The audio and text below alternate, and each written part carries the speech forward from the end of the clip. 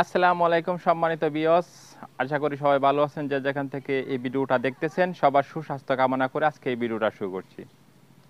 আপনারা জানেন সহজ পদ্ধতিতে মাছ চাষ বাংলাদেশের একটি আলোচিত এবং জনপ্রিয় মাছ চাষ। সেই ধারাবাহিকতায় আজকের এই ভিডিও আমি আজকে সহজ পদ্ধতিতে মাছ চাষ নিয়ে আলোচনা করব।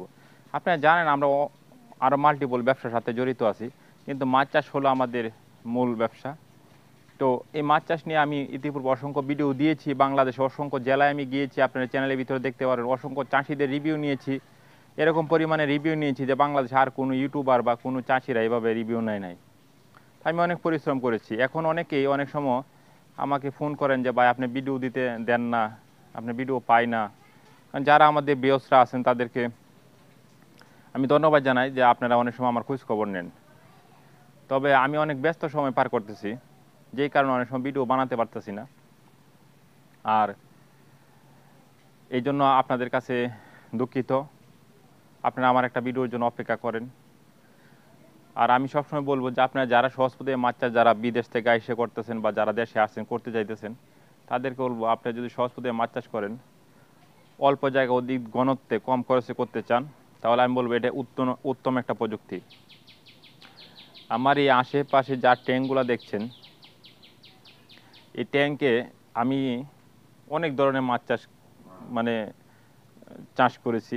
কইরা যেই মাছ চাষটা আমি বেশি সফলতা পেয়েছি সেটা হলো ভিয়েতনামি কই। এই জন্য আমি সবসময় সবাইকে সাজেস্ট করি আপনি ভিয়েতনামি কই মাছ দিয়ে কালচার করেন। তো ভিয়েতনামি কই মাছ নিয়ে আমি কিন্তু ইতিপূর্বে অসংখ্য ভিডিও বানিয়েছি, আপনারা দেখেছেন যে কেন লেজ পচা হয়, পাকনা পচা হলে কি দিবেন, যেরকম অ্যান্টিবায়োটিক দিতে হয়।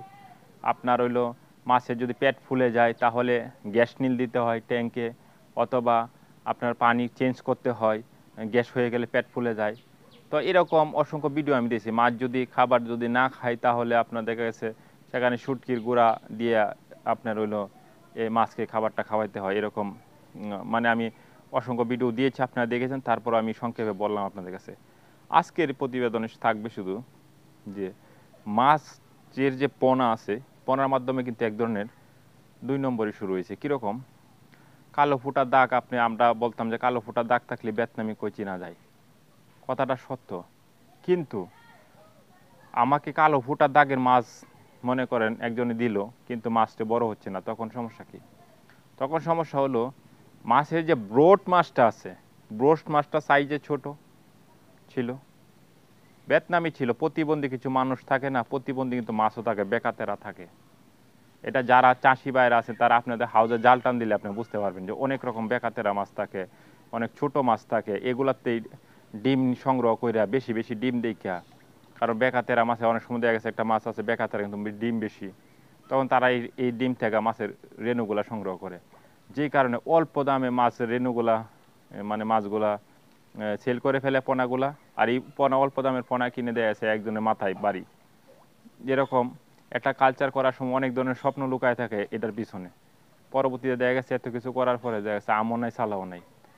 পরে বলে একজনে বলে কি মাছের সমস্যা, একজনে বলে খাউন দেওয়া হয়েছে না, ট্যাঙ্কের সমস্যা, মানে নানান ধরনের সমস্যার কথা বলে। কিন্তু আসলে মূলত বিষয় হলো যে আপনারা যে কালচারটা করছেন, কালচারটা করার সময় সব কিছু ঠিক আছে, কিন্তু মাছের পোনা ঠিক ছিল না। তো মাছের পোনাটা কিন্তু ভালোভাবে আপনারা নির্ধারণ করবেন। আবার অনেক সময় দেখা গেছে কি যে আমরা ভিয়েতনামি কই মাছ আনছি, 50,000 মাছ এক জায়গাতে আনলাম, এখানে 20,000 ভিয়েতনামি কই দিল আর বাকিটি দিয়ে দিল অন্য ধরনের কই। এখন আমি চিনবো কীভাবে? তো মিক্স করা যখন আমরা জাল টান দিই তখন দেখা গেছে যে কালো ফোঁটা অনেকগুলো দেখাচ্ছে, তো বাকিটির মধ্যে কিন্তু নাই। এরা সেইভাবেই রাখে, কারণ ভিয়েতনামি কইটা পানির উপরে ঘোরাফেরা করে। তখন জাল এবার লাড়া দেওয়া, যখন পানি লাড়া দেওয়া যখন উপরে টান মারে তখন দেখা যাচ্ছে শুধু ভিয়েতনামি ওটার হেডি থাকে নিচে। তো এই চালাকিগুলো আপনাকে অবশ্যই জানতে হবে। মাছের পোনা নেওয়ার সময় অবশ্যই ওয়াইট করে নিবেন। আপনি ওয়াইট করে কেন নেবেন? আপনার 100 গ্রাম বা 50 গ্রাম পোনা যখন আপনি ওয়াইট করবেন, এটা 3 বার ওয়াইট করবেন, 3 জায়গার থেকে। তাইলে ছোটো বড় মিলাই আপনি বুঝতে পারবেন যে এটা লেভেল কতটুকু আছে, মানে কয় হাজার কেজি আছে। এখন দেখা গেছে কি একখানে থেকে এবার লাড়া লোড়া দিয়ে বড় মাছটি আপনি ওয়াইট করে দেখাই দিব যে এখন ওইটা কেজি আছে, পরে ছোটো মাছ দিয়ে দিব, তাহলে আরেক সমস্যা। এরকম নানান ধরনের সমস্যার সম্মুখীন হয় নতুন চাষি ভাইরা। তো সেই জন্য বলবো আপনি যে কোনো কাজ করেন অবশ্যই ভালো অভিজ্ঞ কারো কাছ থেকে জেনে বুঝে তারপর আপনি এই কালচারটা করবেন, তাহলে আপনি এর মধ্যে 100% সফল হবেন। হাহামরি কোনো কিছুই নাই। আর আমরা ইউটিউবের মাধ্যমে অনেক তথ্যই দিয়ে থাকি, কিন্তু আমাদের যারা চাষি ভাইরা আছেন, যারা আমাদের পরামর্শ নিয়ে চাষ করতেছেন, অবশ্যই তাদের জন্য স্পেশাল কিছু থাকে যেটা অনেক সময় অনলাইনে বলা যায় না। তো অবশ্যই আপনারা যদি কালচার করতে চান তাহলে আমাদের সাথে যোগাযোগ করবেন।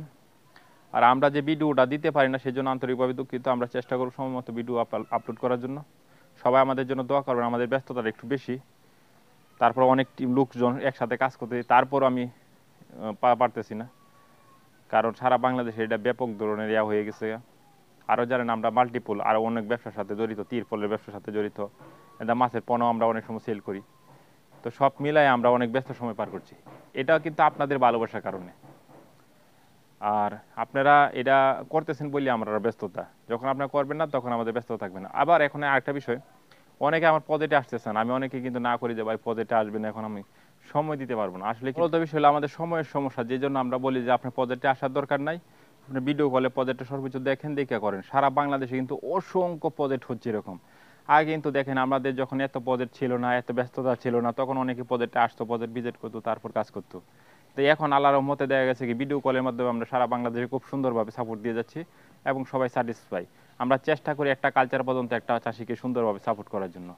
এখন অনেকে বলবে ভাই অনেকে সফল হতে পারে না, আবার অনেকে সফল হয়েছে, এটার কারণ কি? সফলতাটা হলো আপনার কাছে। আমরা খালি আপনাদেরকে পরামর্শ দিব, পরিশ্রমটা আপনাকে করতে হবে, একটু মেধা তো আপনাকে খাটাইতে হবেই, আর শ্রমও দিতে হবে, যেখানে যেটা এটা করতে হবে, তখনই আপনি সফল হবেন। এখন আপনি দেখা গেছে কি যে শতকরা 80% লোক সফল হচ্ছে, 20% সফল হচ্ছে না, এটার জন্য দায়ী আমরাও না, আর আমরা কাউকে সফলতা এনেও দিতে পারবো না। সবাই ভালো থাকুন, সুস্থ থাকুন। আজকের জন্য বিদায় নিচ্ছি। আমি জাহিদুল ইসলাম আশিক, কিশোরগঞ্জ থেকে। আসসালামু আলাইকুম।